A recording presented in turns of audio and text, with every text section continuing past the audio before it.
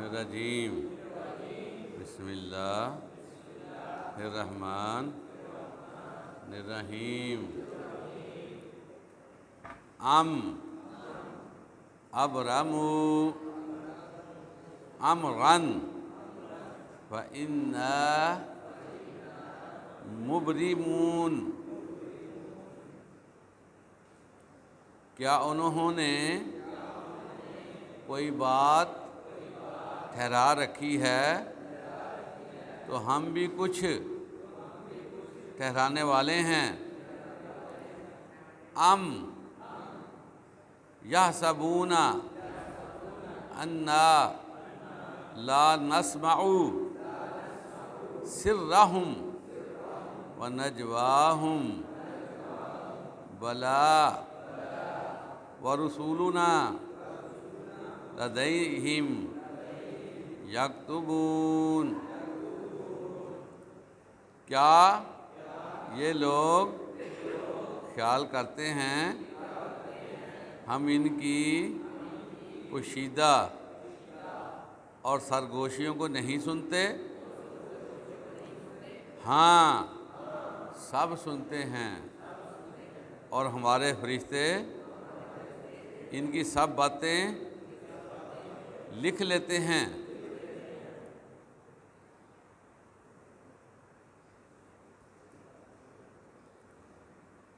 عزیز طلباء،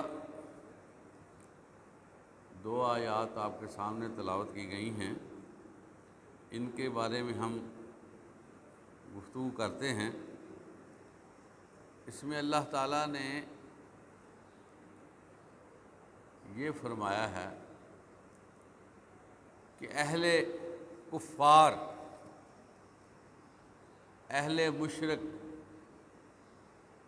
اگر اپنے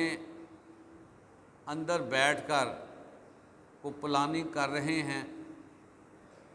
محمد صلی اللہ علیہ وسلم کی مخالفت کے لیے، وہ جو دین کو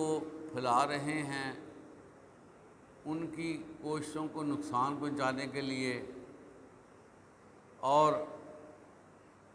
آپ صلی اللہ علیہ وسلم کو نعوذ باللہ جھوٹا کرنے کے لیے جو ان کے اندر پلان ہے، وہ اپنا پلان بنائے رہیں۔ اس کے مقابلے میں ہم نے بھی پلان بنایا ہوا ہے، اس کے بارے میں ہم نے بھی لاہ عمل تشکیل دیا ہوا ہے۔ اس کا مطلب عزیز بچوں یہ بنتا ہے کہ جو بندہ بھی اللہ تعالیٰ، اس کے دین یا اس کے نبی یا انبیاء کرام کے بارے میں کوئی بھی ایسی بات رکھے گا جو تکلیف پہنچانے والی ہوگی، اس کو یہ نہیں سوچنا چاہیے کہ میں یہ کام کر سکوں گا، میں یہ کام کر لوں گا، یا میں اس طرح جو ہے نا وہ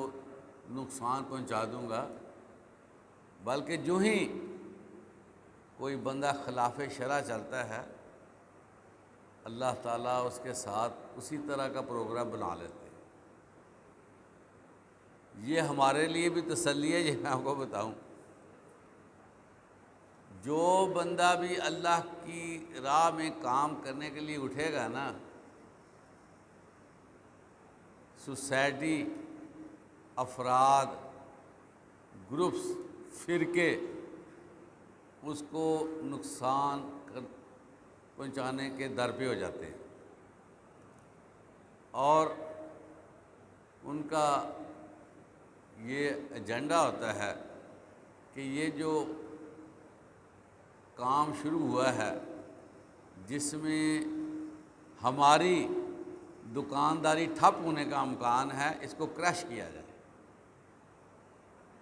یہی وجہ ہے کہ انبیاء کرام کے خلاف، ہر نبی کے خلاف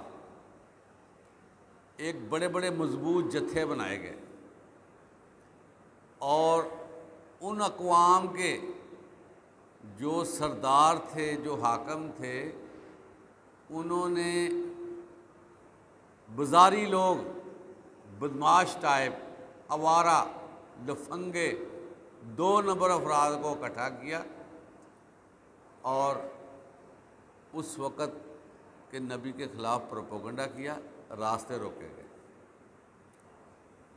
لیکن اللہ کے ہاں اپنے نیک بندوں کے لیے تائید اور نصرت ہوتی ہے، اور اللہ تعالیٰ کبھی بھی اپنے بندے کو بے یار و مددگار نہیں چھوڑتے۔ آپ نے سورہ یاسین میں ایک واقعہ پڑھا ہوگا کہ اللہ تعالیٰ فرماتے ہیں کہ ہم نے ایک وادی میں نبی بھیجے، اور اس کے بعد ایک تیسرے نبی سے ان کی تائید بھی کروائی۔ سخت محنت ہو رہی تھی، لوگوں کو دین کی طرف لانے کی کوشش ہو رہی تھی، لوگ ماننے والے نہیں تھے، لوگ جو ہیں ان کا ٹھٹھا کرتے تھے، ان کے خلاف پروپیگنڈا کرتے تھے، ان کی تعلیمات کو جھوٹا قرار دیتے تھے۔ قرآن مجید میں آیا ہے کہ ایک بندہ شہر کے پرلے کنارے سے آیا، روایات میں اس کا نام حبیب نجار لکھا ہوا ہے، وہ اپنی قوم کو سمجھانے لگا، کیا میری قوم، ان انبیاء کی قدر کرو، یہ تمہیں سیدھا راستہ دکھا رہے ہیں، اللہ کی طرف لے جا رہے ہیں، تمہیں کامیابی کی طرف لے جا رہے ہیں۔ اس کی قوم نے اس کو ماننے کی بجائے اس پر تشدد کرنا شروع کر دیا اور اس پر ظلم کیا کہ تم بعد آ جاؤ۔ وہ کہتا ہے کہ میں کیوں اس بات سے پیچھے ہٹوں جب کہ اللہ نے مجھے پیدا کیا ہے، وہ میرا رب ہے، میرا الہ ہے۔ تو اس قوم نے اس بچے کو، اس لڑکے کو قتل کر دیا۔ آپ دیکھیں کہ بظاہر قتل ہونا، قتل کر دینا بڑی جان، لیکن اللہ تعالیٰ نے جب وہ شہید ہو رہا تھا اس وقت اس کو جنت دکھا دی، اور اس نے کہا کہ مجھے اللہ نے معاف کر دیا اور مجھے جنت دے دی ہے، کاش میری قوم کو پتہ چل جاتا کہ کتنی بڑی کامیابی مجھے ملی۔ تو یہ جو اصل کامیابی تو آخرت میں ہے، دنیا میں بھی اللہ تعالیٰ دیتا ہے، لیکن یہ بات ذہن میں رکھیں، جو اللہ کے محبوب بندے ہوتے ہیں نا، ان کی آزمائش ہوتی ہے، ان کی آزمائش لازم ہے۔ کس لیے لازم ہے؟ یہ ایک بڑا اہم سوال ہے۔ اس لیے لازم ہے کہ اللہ تعالیٰ کسی طریقے سے ان کے درجات بلند کرنا چاہتا ہے، ان کو اور زیادہ اونچائی پہ لے جانا چاہتا ہے۔ دیکھیں نا، حضرت حسین رضی اللہ تعالیٰ عنہ، آپ صلی اللہ علیہ وسلم نے ان کو جنت کے نوجوانوں کا سردار کہا، اسی طرح حضرت حسن رضی اللہ تعالیٰ عنہ، لیکن ان پر ابتلا بھی آئی۔ کتنی بڑی ابتلا! ان پر، ان کے خاندان پر کتنا بے دردی سے ان کو شہید کیا گیا، کتنی بڑی شہادت ہوئی، بہت صدمے والی بات، دل خراش بات۔ ہر ایمان والا، اس کی آنکھیں پرنم ہو جاتی ہیں یہ واقعہ جب سنتا ہے، پڑھتا ہے کہ آل نبوی پر کتنا ظلم ڈھایا گیا۔ لیکن اس کے باوجود آپ دیکھیں کہ اللہ تعالیٰ نے ان کا درجہ بلند کرنا تھا، ان کو جنت کے نوجوانوں کا سردار بنانا تھا، ان کو جنت میں اور پذیرائی دینی تھی، اس لیے ان کو ایک بہت بڑی آزمائش سے گزار دیا گیا۔ عزیز طلبہ، انبیاء کرام کو بہت زیادہ آزمائشیں آئیں اور ان کو قتل کیا گیا۔ بنی اسرائیل کے بہت زیادہ انبیاء کرام کو قتل کیا گیا، لیکن یہ ساری چیزیں اللہ کے سامنے ہیں، اور اللہ تعالیٰ ان کے درجوں کو بڑھانے کے لیے ان کو آزمائش پہ رکھتا ہے۔ اس کے بعد جو دوسری آیت آپ کے سامنے تلاوت کی گئی، اس کا مفہوم یہ ہے کہ لوگ اپنے آپ میں بڑے سیانے بنتے ہیں اور سر جوڑ کر بڑی سرگوشی کرتے ہیں، لگے رہتے ہیں، اور اسی طرح کا معاملہ اہل کفر نے آپ صلی اللہ علیہ وسلم کے ساتھ کیا۔ آپ کو پتہ ہے کہ دار الندوہ میں ایک پروگرام تشکیل دیا گیا جس میں مکہ کے تمام قبائل شریک تھے، اور اس میں یہ پلان کیا گیا کہ نعوذ باللہ ثم نعوذ باللہ آپ صلی اللہ علیہ وسلم کو قتل کر دیا جائے، شہید کر دیا جائے۔ بڑی زبردست قسم کی پلاننگ ہوئی ہے، اور یہ جو پلاننگ تھی اتنی سیکرٹ رکھی گئی کہ کسی کو کانوں کان خبر نہ ہو، اور ہر قبیلے سے ایک ایک کڑیل نوجوان لیا گیا جس کی ذمہ داری تھی کہ اس نے محمد صلی اللہ علیہ وسلم کو نعوذ باللہ قتل کر دیا، تاکہ تمام قبائل اس میں شامل ہوں اور کسی ایک قبیلے پہ الزام نہ آئے کہ فلاں قبیلے نے محمد صلی اللہ علیہ وسلم کو قتل کیا ہے، نعوذ باللہ۔ اب یہاں پر اللہ تعالیٰ یہ فرما رہے ہیں کہ جہاں وہ پلاننگ کا عمل کر رہے تھے سیکرٹلی، انتہائی خفیہ طور پر، وہیں پہ ہم بھی ان کی باتوں کو سن رہے تھے اور ساری چیزوں سے ہم آگاہ تھے، اور ہمارے کرامن کاتبین بھی وہاں پر بیٹھے ہوئے تھے، وہ بھی وہاں پر ساری چیزیں لکھتے جا رہے تھے۔ چنانچہ عزیز طلبہ، آپ نے دیکھا کتنے اچھے طریقے سے آپ صلی اللہ علیہ وسلم اپنے گھر سے نکلے اور ایسے اپنے ہاتھ میں مٹی کو پکڑ کر پھینکا اور ان کی آنکھوں میں پڑ گئی، جو قتل کے ارادے سے آئے ہوئے تھے۔ آپ صلی اللہ علیہ وسلم اللہ کا ذکر کرتے ہوئے باہر نکل گئے، کسی کو نہ پتہ چلا۔ جب ان کو تھوڑی سی سمجھ آئی تو آپ صلی اللہ علیہ وسلم کے پیچھے چل پڑے۔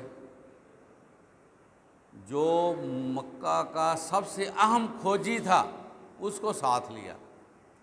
وہ چپے چپے سے واقف تھا عرب کے، اتنا ذہین بندہ تھا، اور وہ بندہ جو ہے وہ لے کر بھی چلا گیا آپ صلی اللہ علیہ وسلم کے قریب، غار کے قریب۔ پتہ نہیں یہ واقعہ آپ کو، وہ کہہ رہا ہے کہ محمد صلی اللہ علیہ وسلم یہاں پر آئے ہیں، لیکن اللہ تعالیٰ نے کس عجیب طریقے سے آپ صلی اللہ علیہ وسلم اور آپ کے ساتھی حضرت ابوبکر صدیق کو سیف کیا، سیف اینڈ ساؤنڈ۔ اوپر کھڑے وہ باتیں کر رہے ہیں، نیچے اللہ کے نبی اور حضرت ابوبکر صدیق سن رہے ہیں، لیکن ان کو پتہ نہیں چل سکا کہ یہاں پر دو افراد، جالا بن دیا گیا، اور ایسے لگا یہ اس غار میں کبھی کوئی داخل نہیں ہوا، یہ اللہ کی ساری، تو ان کی جو پلاننگ تھی وہ فیل کر دی اللہ تعالیٰ نے، اور اللہ تعالیٰ کے نبی آپ صلی اللہ علیہ وسلم بخیر و عافیت جو ہے وہ مدینہ کی طرف روانہ ہوئے۔ پھر اس کے بعد آپ کو پتہ ہے کہ سراقہ جو بہت ہی زیادہ نٹوریس تھا، اپنے کام میں مشہور تھا، وہ اس کو لالچ دیا گیا، وہ دوڑا بھاگا، اور اس نے دیکھ لیا کہ آپ صلی اللہ علیہ وسلم جا رہے ہیں۔ وہ قریب آنے لگا تو اس کے گھوڑے نے اس کا ساتھ نہیں دیا، دھنستا گیا، پاؤں نہ چل سکا۔ اس نے یہ محسوس کر لیا کہ یہ کام کچھ اور ہے۔ اس نے جان کی امان چاہی، آپ نے دے دی۔ اس کے دل میں پھر فتور پیدا ہوا، پھر وہ آگے بڑھا، پھر وہ گھوڑا نہ چل سکا۔ تو یہ چیزیں اللہ کی طرف سے، اللہ تعالیٰ جب حفاظت پہ آتا ہے نا، تو دنیا کی ساری قوتیں مل کر بھی جو ہے وہ نقصان نہیں دے سکتی، جس کی مثالیں آپ کے سامنے پہلے سے بھی موجود ہیں۔ حضرت ابراہیم علیہ السلام کو آگ میں ڈالنے کا واقعہ، موسیٰ علیہ السلام کے خلاف پوری فوج بھاگی، اور سامنے دریا، پیچھے فوج، کیا محسوس ہوتا تھا؟ کوئی بندہ عقل مند کہے گا کہ یہ تو ممکن نہیں، لیکن اللہ تعالیٰ نے راہ نکالی۔ اس میں ہمارے لیے ایک میسیج ہے عزیز طلباء، کہ ہم بھی اللہ کے ساتھ اپنے آپ کو ایسوسیٹ کریں، اور اللہ کے کاز کو اپنا کاز سمجھیں، اللہ کے کام کو اپنا کام سمجھیں، اور ڈیووشن لیں، خود غلامی کریں بھرپور طریقے سے، اور جو چیز ہمیں سمجھ آتی ہے وہ لوگوں کو بتائیں، ہر صورت بتائیں، اس میں خواہ تکلیف آ جائے، پریشانی آ جائے، پیچھے نہ ہٹیں۔ عزت جو ہے اللہ کے ہاتھ میں، قرآن مجید میں آتا ہے اللہ ہی ہے جو عزت دینے والا ہے، اللہ ہی ہے جو بادشاہی دینے والا ہے، ہر چیز اللہ کے ہاتھ میں۔ اس لیے ایمان کو بڑھانا چاہیے، سارے معاملے ہیں ایمان کے، اور جتنا بندے کا ایمان طاقتور ہوگا نا، اتنا ہی اس کی زندگی زیادہ اچھی گزرے گی، زیادہ خوبصورت گزرے گی، وہ نڈر ہوگا، وہ بہادر ہوگا۔ یہی وجہ ہے کہ لاکھ لاکھ، 2 لاکھ کی فوج ہے، چند ہزار صحابہ ہیں، کوئی ڈر نہیں ہے، کوئی خوف نہیں ہے، اور ان کو دوڑا دیا لاکھوں کی فوج کو، وہ بھیڑ بکریاں بن گئی۔ وجہ کیا ہے؟ اندر ایمان۔ یہاں رہے تو پھر بھی ٹھیک ہے، نہ رہے تو پھر بھی ٹھیک، پھر بھی موجیں ہی موجیں ہیں۔ تو مسلمان کی جو جان ہے یہ اللہ کی امانت ہے، مسلمان کا وقت اللہ کی امانت ہے، مسلمان کی زندگی اللہ کی امانت ہے۔ تو اصولی طور پر امانت لٹانی چاہیے کہ نہیں؟ اگر ہم وقت کسی اور جگہ پہ لگائیں گے تو یہ خیانت ہے، زندگی کا مصرف کسی اور جگہ پہ کریں گے تو یہ خیانت ہے، جان ایسے ہی گزار دیں گے، مر جائیں گے تو یہ بھی خیانت میں آتا ہے۔ جذبہ ہونا چاہیے کہ ہم نے اللہ کی راہ میں شہید ہونا ہے۔ ہر بندہ جو جنت میں چلا جائے گا بڑا پرسکون ہوگا، لیکن شہید کہے گا یا اللہ مجھے بار بار بھیج، میں تیری راہ میں مارا جاؤں، میں پھر اٹھایا جاؤں، میں پھر جاؤں، پھر مارا جاؤں، کیونکہ اس کو جو مرتے وقت لذت آئی ہے وہ جنت میں جا کر بھی اس لذت کو نہیں بھولا۔ حالانکہ جنت میں جا کر تو بندے کو ہر چیز کلیئر، اتنا اچھا ماحول، لیکن شہید کو جو مرتے وقت مزہ آیا وہ جنت کے نظاروں سے زیادہ اچھا۔ تو اللہ تعالی ہمیں نا ہر وقت ایمان کی حالت میں رکھے، ایمان کی حالت میں ہم مریں، اور جب بھی اللہ نہ کرے وقت آئے، آزمائش آئے، تو اللہ تعالی ہمیں اس میں سرخرو کرے۔ وآخر دعوانا الحمدللہ رب العالمین۔